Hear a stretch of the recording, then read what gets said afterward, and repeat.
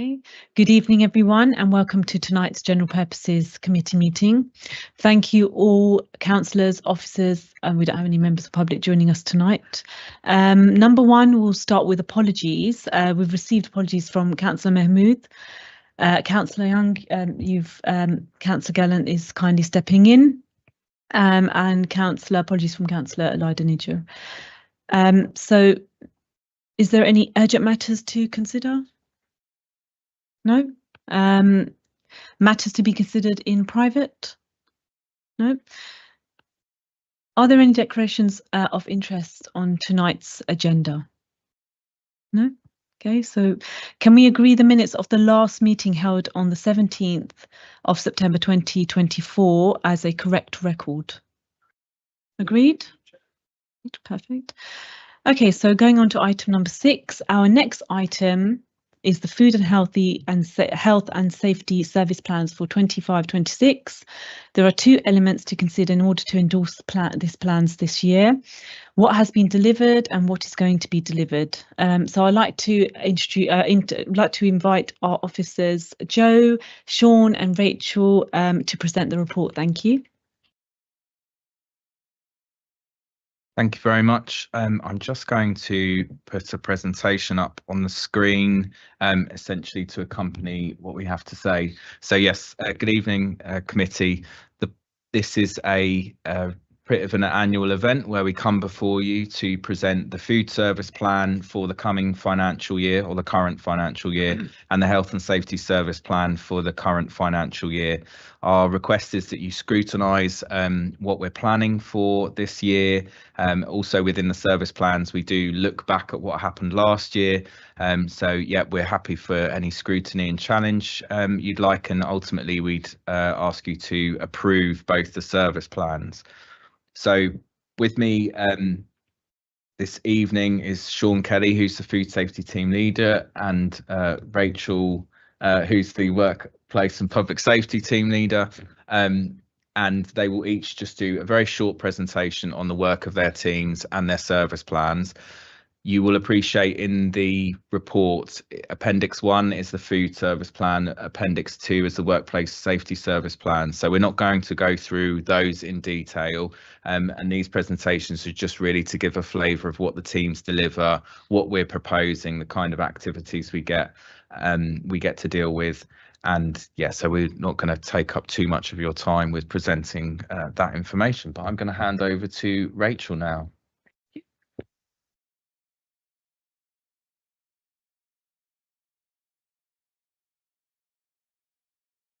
There you go. So do you want the next slide, please, Joel? So this is just a summary of the key activities that we do in the workplace and public safety team, because it doesn't necessarily say what it is exactly on the tin.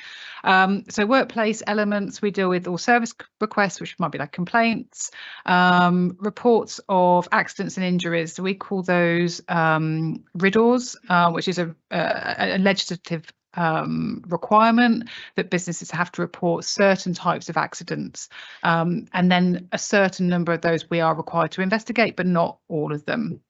We probably investigate about 10% of those that get reported to us, and those are the most serious, like fractures, amputations, that sort of thing. And that does include fatalities. Fortunately, we haven't had any this year, so that's great. And then we do health and safety projects. These could be a local delivery, which I'll go into a little bit more detail about, or it could be a national delivery, which is something that the Health and Safety Executive have gathered information on based on these RIDDOR reports that we get, the accident reports. We deal with infectious disease notifications, and that could be delivering sample pots to people who need to have clearance so they can go back to work or go back to nursery or school. And we've got a case at the moment where a middle-aged person has got a lead poisoning, and we're investigating where that lead poisoning is coming from. We do public safety events. That is it's a very small sentence, but a huge amount of work. Naga Curtain, the Chariots, and all the other festivals that go on in the borough. We also work collaboratively with the licensing team, looking at health and safety in relation to massage and special treatments. And explosives licensing, sports ground safety, so looking at Trailfinders Rugby Club, and we recently issued them with a safety certificate. for their regulated stand, which is great. And then smoke-free, so looking at shisha and smoke-free enforcement. Next slide. So this is just some of the stuff we did last year. The funeral directors, I don't know if you heard about the case up in Hull where a funeral directors was dealing with lots of bodies and they didn't have much traceability and people were getting the wrong ashes delivered to them. It was a terrible situation. And as a result of that, they produced this national campaign, and it wasn't something we planned for, but we had to like stop that because the Ministry of Justice was like, this is what you have to do. We did a swimming pool safety project, which was really good, and crowd safety, looking at the event safety element of it, and warehouse safety, particularly around the Park Royal area. Next slide. And this is just some pictures, just to kind of give you a feel of sort of the things that we find. So the bottom left-hand corner is basically matting outside a swimming pool, and that's like an emergency exit, and that you're expecting swimmers to leave that way if there was an emergency. It was absolutely disgusting. And I know you can't see the photos in more detail, but if you want any photos, you're welcome to have some. Bottom right hand corner is the fire we had at Nagger back in April, and there's like rusty hooks, and then the top right is that Hull news article for the funeral parlour. Next slide. This is infectious disease notifications. I don't think this needs much explanation, but basically you can see they are going up. Since COVID, people have travelled a lot more, and so therefore they are increasing. Next slide, please. And this just gives you an indication of the type of bacteria that we deal with. So you've got typhoid, Campylobacter, which is the bottom one, and that's the most notifications we receive. But typhoid can be the one that, even though it's the smallest one at the top, it gives us the most work, because those are the ones that need the potting schedules, and we go out to visit people and explain to them how to get things potted. Next slide, please. And then these are the projects that are in the service plan for this year. So we're going to be doing an LPG gas safety project at a particular business centre. Food safety officers have identified that there is a concern there.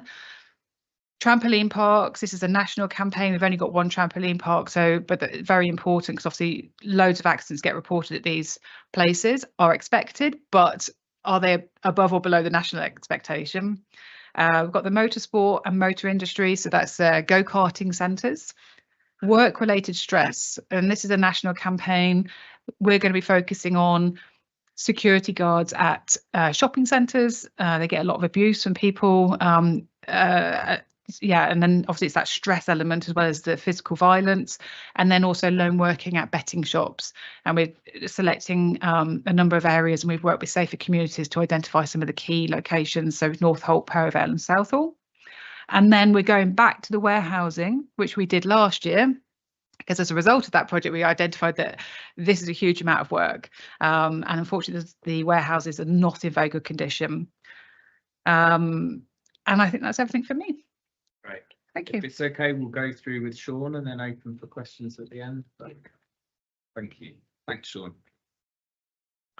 Hello, thank you very much. So my name is Sean Kelly, and I am the food safety team leader here for Ealing Council. So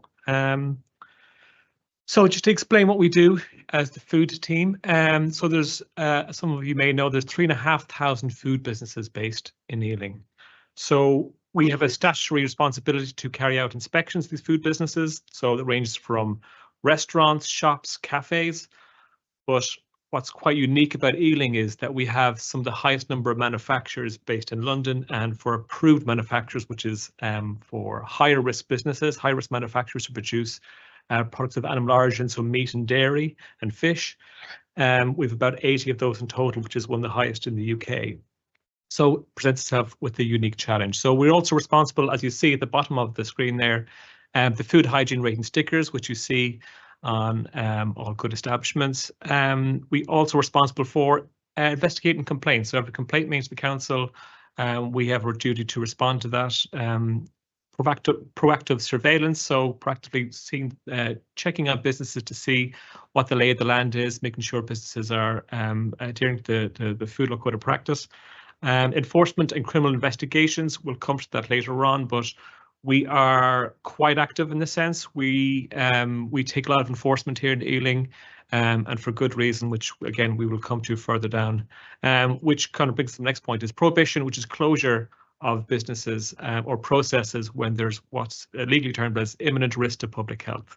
Okay. We also take a lot of food sampling. So for example, with a lot of the manufacturers, and again, we'll come to one of the prosecutions we had later on. We have to make sure that the food they are placing on the market is safe to eat for everybody. So with that, the only way of finding that is taking formal samples aseptically and sending them to our laboratories and getting them tested for pathogens. And also we've about, I think it's about 40 or so importers and exporters in Ealing, which takes a lot of our time as well due to the complaints rise and stuff like that. So go to the next slide, please, Joe. Oh, thank you. So how did we perform in the last year? So after COVID, during COVID, there was the food program basically stopped. We were the FSA were instructed officers to only stop the scheduled food inspection program and to only focus on the high risk ones when necessary. So as a result, we had a massive backlog built up of last year primarily is lower risk businesses, but also a lot of newly registered businesses. So in the last year, we had 688 new food businesses register an entire year.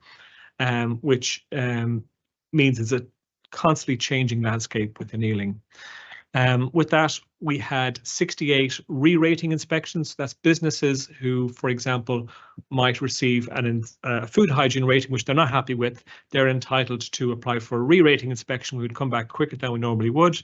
And they have to pay a fee for that. But so we had 68 of those, and we had 11 appeals where businesses were unhappy with their rating, thinking that officer didn't receive a fair score, so they come to me and they'll be reviewed.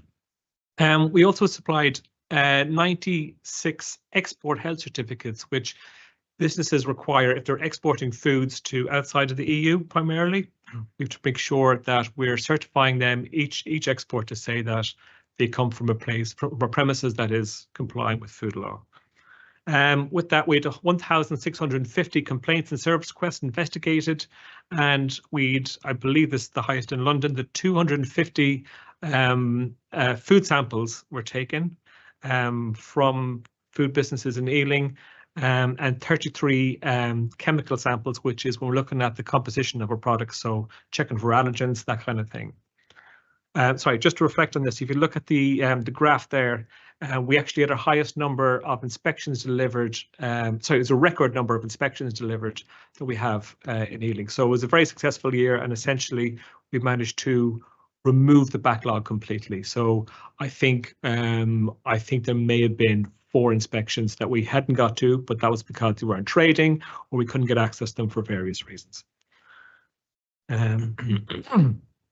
So this just gives an idea of the landscape of Ealing as well. So on the left there's a table there, so category of risk, so A being most high risk businesses. So these typically the business in the category A would be your high risk manufacturers who are supplying internationally, or what also could be is a restaurant, for example, that might have really, really poor conditions. So you're looking at the businesses where typically would get a 0 out of 5 in the food hygiene rating, which is usually when there's imminent risk and we take action against it. So you can see over the last year, that's risen by 10%. So 5, not a particularly significant number, but the extra burden on that is quite significant because we have to go back more often, and often involves more enforcement action. So the numbers, if you see, they stayed fairly consistent over the last year. We so it's a constant job for us to make sure we're keeping on top of that. But if you look at the table on the right, then is the compliance rate. So this is for all food businesses based in Ealing. So on average, it's 89%, which is pretty similar to the last 2 years. But if you look at areas in red, these are the areas which has the lowest compliant rates in the borough. So you'll see primarily it is South Acton, Southall Broadway and Southall Green. So over the last year, we did do proactive projects where we focused on these areas, where we go and try and advise businesses and target these non-compliances.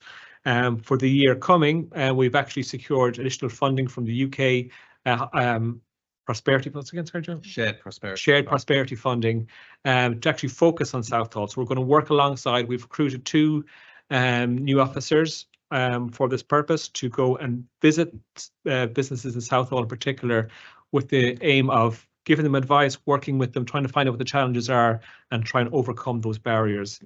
If you go to the next page, it'll give you a little bit of a taste of what we see here. So probably can't see them in the photographs, but the top left one is mouse droppings on food preparation services. The one on the bottom left is a cockroach that was crawling around inside a fridge. And the one on the bottom right is believe it or not, it's a food safety manual covered in mouse droppings. So each of these instances, for example, these are the tame ones. We kept the really bad ones for another day. But each of these instances, for example, we would have served what's called a hygiene emergency prohibition notice, where we take immediate action to shut down that premises until a time that they can show that they're basically safe to do again. So each one of those notices, we have to go to court. We have to prove to the magistrate's court why we did it, because the risk is if we don't do that, the business can turn around and say claim compensation. Mr. Kelly didn't know what he was talking about. He's on the take, whatever it might be. So we have to prove what we did was right at the time. So enforcement action. So as I mentioned before, I like to pride myself on the job we do here, but we do serve a lot of notices to tackle this non-compliance. So you'll see 1,753 written warnings were provided to businesses, telling them exactly of what they need to do to comply. 74 hygiene improvement notices. This is when maybe the issues aren't immediate, but we give them a certain time frame to comply. And if they don't, we bring them to court and we prosecute most instances. 32 HEPNs. Now, this is what I was talking about here about the imminent risk, where we take immediate action to secure compliance and safeguard the public. Remedial action notices, we serve 7 improvement notices, which is typically for allergen failures to have proper allergen advice, or maybe it could be to do with labeling of products. I won't go into too much detail. 9 remedial action notices.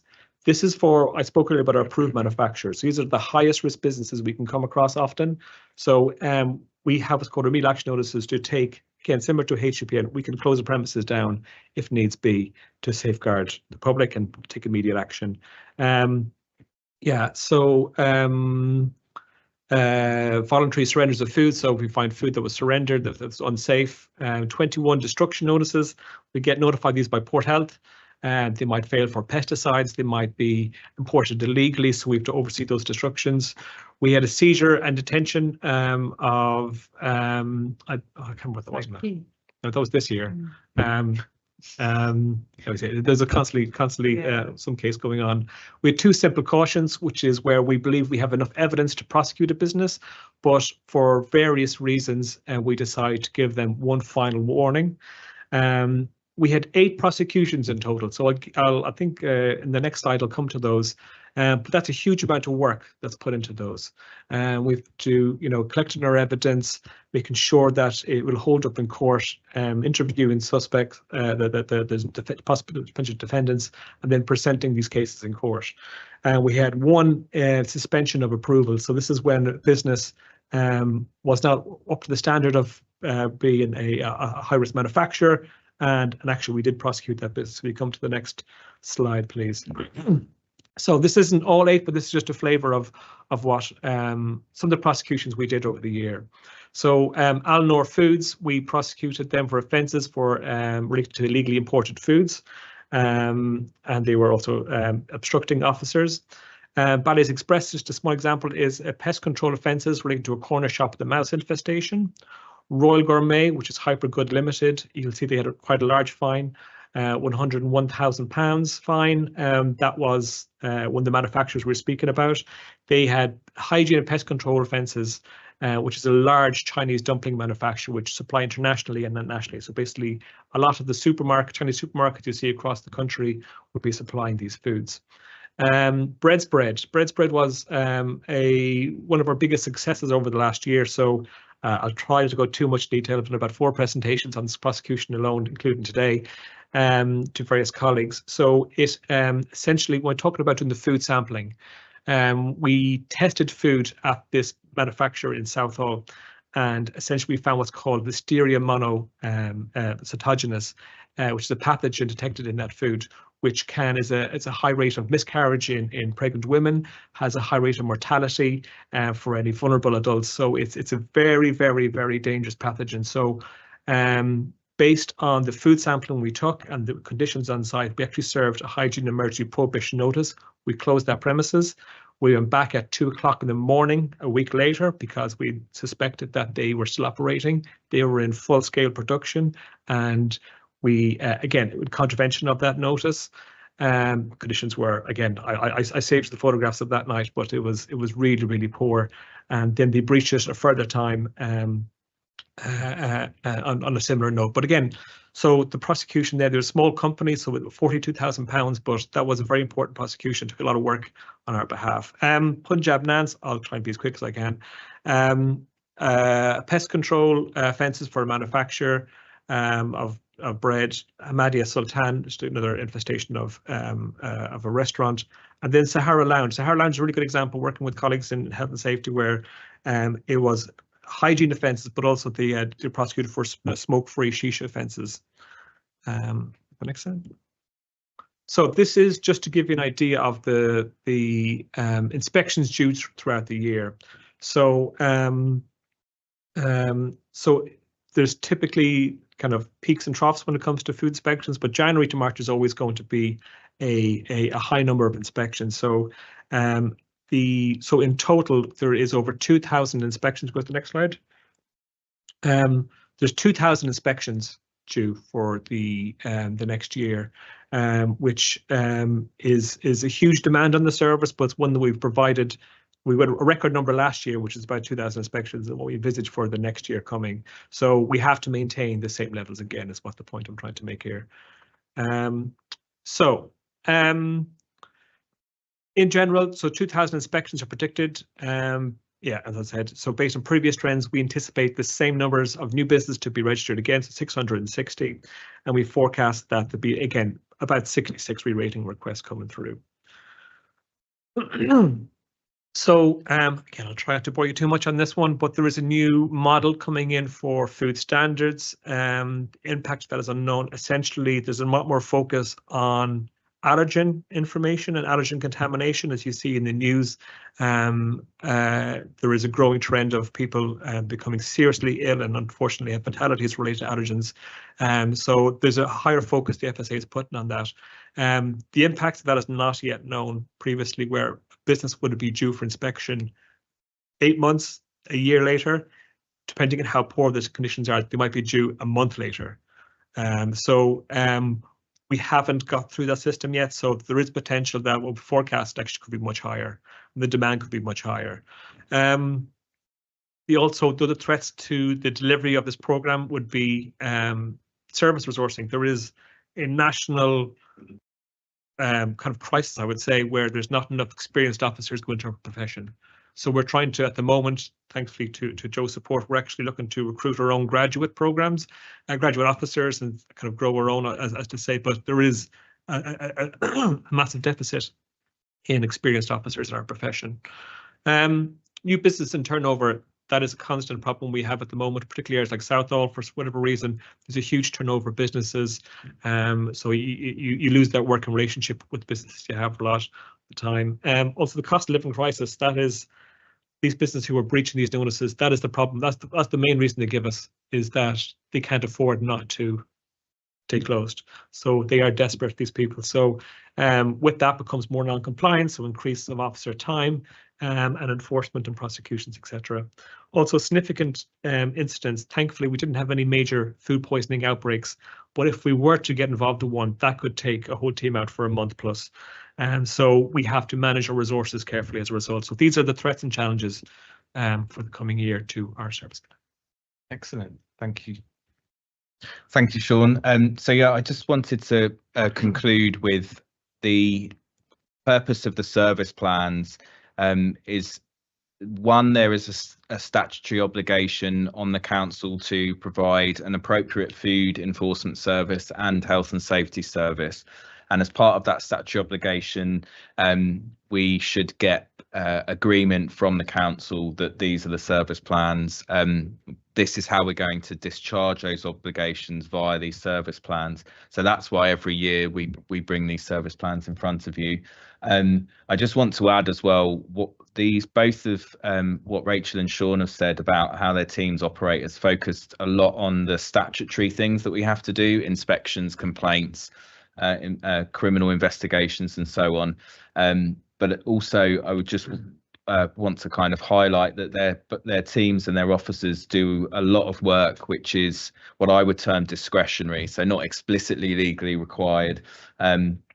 And I think it's generally of tremendous use to local businesses, both small and large, because the teams and officers are essentially experts in their field. So new businesses that want advice on how they can operate, or these are officers who visit, hundreds of premises every year. So they have the kind of latest up-to-date trends on how to run businesses safely, cost effectively, and so on.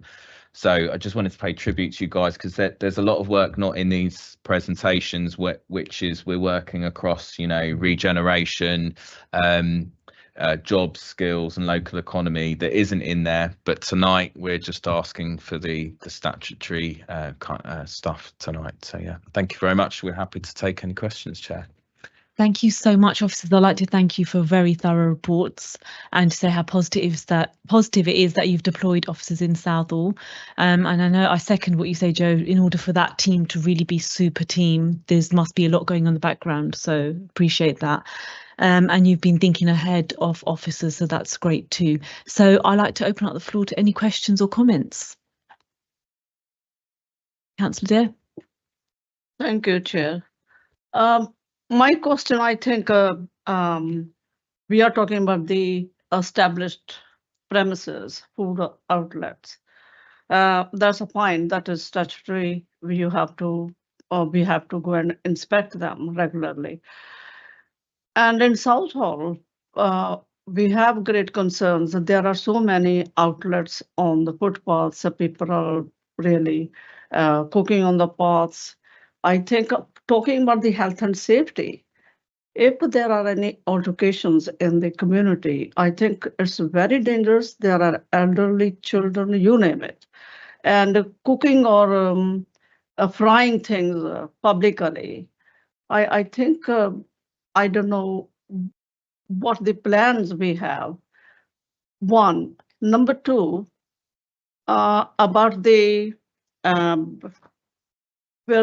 on the South Road, where the quality is superstore very really established, that department supermarket, and there is a big car park. In front of the car park, there is I think it's a bus sort of premises, little. That person is selling food. I always think how hygienically he is providing such food. People are eating standing on the footpath, but he's providing this food. And there's a next door, there's a clothes shop.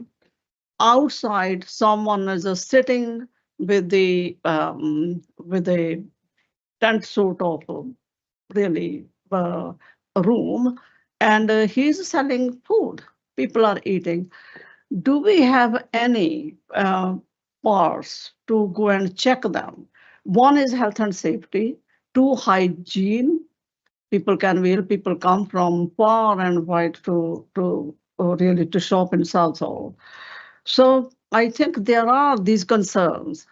I know the Southall Broadways also, we are having a great problem for a long time. These shopkeepers, they are letting, I think it's a 2-meter footpath to the stall holders, and they are going beyond their 2 meters. I think these are the still, I think we need to check upon them and to do something for the public safety. I think these are the, Thank you, Councillor Veer. sorry, I don't know, it's not a licensing committee. I don't know whether they need a licenses to run these businesses or not. I don't know. Maybe we'll quickly answer. So yeah, there is street trading consents and pavement licensing which are required for trading on the highway. So because our officers are obviously out and about a lot of the time, they will make referrals to street services, to street trading where necessary. I think potentially we'll quickly run through the safety aspects of cooking on the street. And then the food I was interested in the food hygiene of this place. Yeah. All right. Thanks, Clive. Thank you. Yeah, it's a valid point. And obviously, if you've got any particular concerns about particular premises, we're more than happy to look into those. And maybe it's something to work in conjunction with street scene enforcement, because they're the one issuing the licenses to let them trade. They do need to do a risk assessment. They do have to have safety checks, and they should be protecting the public from risk of burns and injury. So maybe that's something as a project we could consider maybe for next year. It's not currently in our service plan, but maybe if we got time towards the end of the year and we've met all our other targets, we could definitely run that as a project for sure. If we can highlight on the work plan in the future. Yeah. Really. Yeah. It will be great. Thank you. Yeah. So just to come in the food safety aspect, all these businesses have been inspected. I can assure you that. What the ratings are individually, I cannot tell you that. I don't have that information to hand. The bus, I can't remember the name of that bus, but we do inspect that business regularly. That is on our inspection program. But all the ratings should be available online. So if, this is one of the problems with the food hygiene rating scheme is businesses are not legally obligated to present these. So the good businesses will present their 5s, but anyone below that are not legally obliged to present to display that, compared to Wales and Northern Ireland, for example, where it is mandatory. So it's something we're always kind of lobbying for, but it's not legally required. Yeah, it's not legally required. Yeah. Sorry, could you just close your mic, please? Okay, thank you. Is any more comments or questions? Thanks. Go ahead, Councillor Kingston. Just 2 totally different questions. Firstly, on infectious disease, as you said, was on a rise. Is it comparable to pre-COVID? I think it's greater. The reasons for it are probably complex. Maybe potentially people are a little bit sick of washing their hands, having to wash their hands so much after COVID and during COVID. I don't know what the answers are, but we are seeing an increase in travel. Maybe people have got access and freedom to travel a little bit more, but it does seem to be a little bit higher, particularly Campylobacter. I don't know if you had any comments with regards to infectious diseases as a reason why it's increasing. I was going to. One of the things I'd just say is our response to notifying with infectious diseases is often to go through a set number of questions via survey or questionnaire, or our colleagues at UK HSA, UK Health and Security Agency will do that. Thank you, as Health Protection Agency in my day. But they will go through a number of questions looking for very common factors. So if it would be that this is why we keep talking about travel, because travel abroad is disproportionately associated with infectious disease. Even the relatively ubiquitous ones in this country are associated with travel abroad, which is why we go for that. But there are other questions as well, things like, have you done any wild swimming recently? Is there touched any reptiles as well? Is that still on? Yeah, okay. Yes, Ian? Just quite a few places in Ealing, and now and again I might frequent 1 or 2 of them, where they're basically pubs which only serve alcohol, drinks and crisps. Are they included in the food hygiene? Because obviously there's risks with pipes, ice machines. They'd be considered low risk, generally speaking, because obviously we focus on the high risk ones. But they are in the inspection program. They are, yes. So they should all have a food hygiene rating if you like. Yes, Councillor Gallant. Yes, thank you.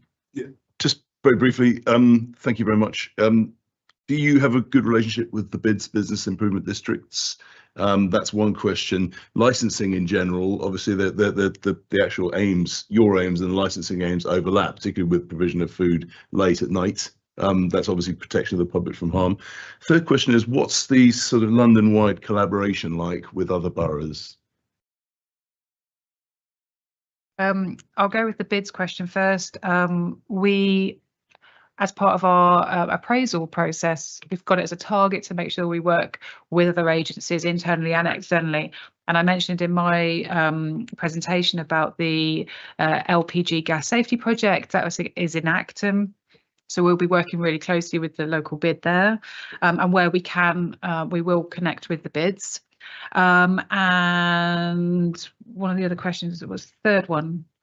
The third one was about London-wide cooperation. Yes. So I'm the chair of a local of a Northwest London health and safety group, and so yes, we work together in a quadrant basis. I also attend a all London managers meeting where we work again to share good practice. But there's also online forums which we have access to as well. So in answer to that, that is a definite yes. And I just think the second question might be for yourself. What was the question? The question is really about licensing and about the you obviously have the similar aims as licensing. How do you connect with licensing, particularly the provision of late night? With the late night ones, again, primarily, I think that actually a lot of shisha overlap, shisha inspections overlap with that. So yeah, we do a lot of joint inspections with the licensing team as a result, with the health and safety team as well. So there is an overlap of all three of those. And obviously if we are aware of any businesses as well that are operating late, or maybe we think that might not be operating with the licensing conditions, we let our licensing team know for further investigation. Any other questions? Yeah, Councillor Shaw. Thanks, Chair. Yeah, just a couple of minor questions, and then I think my annual question to Mr. Blanchard on this. First of all, I noticed the food service requests increased really quite dramatically for last year or the last year in this report. The report does mention that it has happened, but could you just tell us sort of why this happens, and do you think this is a continuing trend? Is it going to stay at this level now? Is it going to increase, or might it settle back down? Yes, sorry. I discovered the rationale behind that report, but what it is, over the last 2 years we had what's called a food advisory service. Where we had officers who are for newly registered businesses.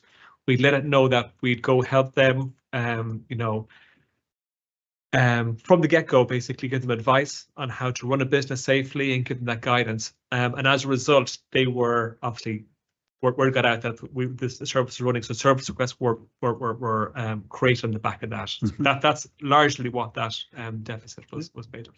Okay, so it's actually a good news story. It is good news, of yes. people taking advice and then practicing it for better service. So that's excellent. Thank you. And then of course it does come down to resource. I mean, I remember this report 2-3 years ago, and looking, of course, at the financial environment that we're working in.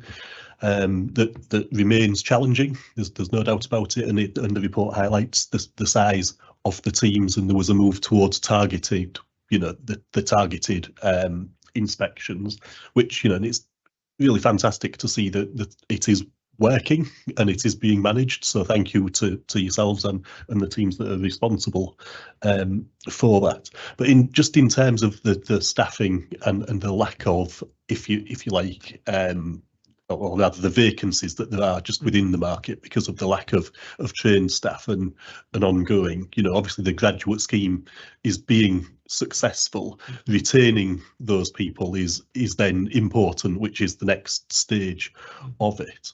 And, you know, what do you think might be necessary in the future to be able to sort of attract and then retain the staff? Because of course it's a relatively small team, and you know, 2 or 3 people leaving it for different reasons, personal circumstances, could make a huge impact and really increase the risks of being able to deliver the sort of numbers of inspections and so on that we're looking at.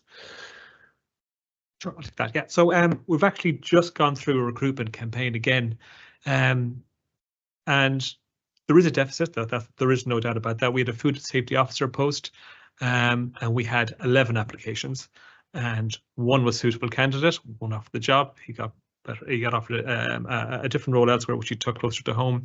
For the graduate position, we had 66 applications apply. We shortlisted 12, and now we're taking 3 of those posts. So we've had to grow our own essentially, and that's what we're going to continue doing here. Number one, because the landscape in Ealing, we can get people very competent very quickly. But also they do tend to stay here longer too, because we ingratiate them and this is how they learn, so they brought up. What's also is a growing trend, not just because less people becoming qualified, there's also the apprenticeship route. So this is something we're looking to utilise hopefully within the next year within our team as well. One of our admin processing officers has showed interest in environmental health, which we're very keen to do, and trying, again, local officer. So again, trying to grow within is the only way we can see it really, and try to, we approach the universities directly. So we went to Bristol and Middlesex University directly, and that's been very, very effective, because we basically, in my opinion, got the cream of the crop when it comes to these new candidates. Some of them, one of the candidates only qualified, got a qualification the day before the interview. So we're getting them straight out. They're keen, they're fresh, they're invigorated, you know, with them, and also it breathes life into the team as well. So that's kind of how we're becoming sustainable, basically. I just would like to add, there's a couple of things from my perspective. Is in the report we mentioned there's been a £250,000 uplift to resources to the team, and I think I've been writing that in this report 4 years in a row, possibly, because it's always a temporary uplift. So to the good graces of my colleagues in finance, while obviously I don't think I'm speaking out of turn that I get frustrated that they won't make the permanent commitment, they managed to find £250,000. We myself and the officers have been round, I think, a number of different forums, you know, both committees and otherwise with corporately explaining why that resource is required, because at the moment, you know, we need to ensure that we are meeting those statutory obligations. That's why you'll often find when officers in the service present this information, there'll always be a caveat of threats, risks and challenges, because there is always the potential for things to come along that are known risks, but we don't know whether they'll happen this year or the year after. I think it was 2 years ago when we had the carbon monoxide poisoning matter, which is all I'm going to describe it as, because it's still going through different legal processes, but that absorbed a lot of officer time and high level. Like, Rachel is a highly experienced expert EHO and in workplace safety, and that's the level of officer we need to look at these matters and to do it properly and to to control the risks to the council and so on. So yes, so resourcing is key. The final thing I'll say, because Isabella Gregory, who is the food safety and licensing manager, she's currently on maternity leave, hence why you're all seeing me so often in different areas, is Isabella, with the support of Sean and others, had done some great work in securing some funding, both from the UK SPF, which is done via the High Streets Task Force with the bids and so on, for food advisors, but she also secured some funding from our colleagues in public health.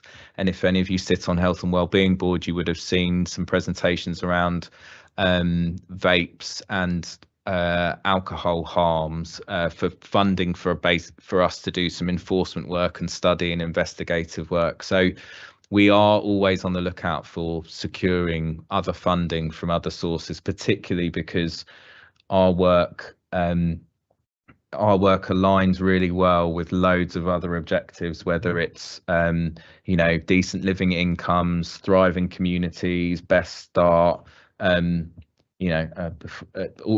of that kind of stuff. So we overlap. So we're always trying to maybe encourage other departments that if they have some resource going around, if they direct it to us, we'll spend those pounds in a really valuable way. So so again, this year I'll be reporting about the uplift, which is necessary to deliver this service, is just temporary.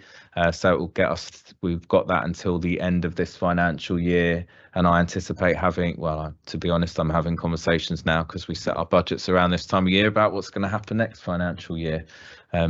So yeah, that's all. I think that's as far as I'm going to go on that. That's for sure. Thank you. Any other questions or comments? Yes, go ahead. Joe, as you stated, it took 4 years to write this report. I think I enjoyed very much while I was reading. I had a lot of questions, really. Then I found answers in this report. I commend this report. Excellent, the way you have written this report. Thank you. Thank you, Councillor Dare. Can I just thank all colleagues then for their questions, comments and support for this report. It's clear that we all recognise the vital work that's being done to keep residents safe and support our businesses, especially in these challenging times. If there are no further comments, couldn't we agree to endorse this, the food and health safety service plans that are set out? Agreed. Okay, that's great. That brings us to the end of tonight's agenda. Thank you again to all officers for your hard work and to my fellow councillors for your valuable contributions. Our next meeting will be on the 16th of October 2025. If there's no other business, I'll close the meeting, and thank you all, and I hope you have a good evening and enjoy the warm weather. Thank you.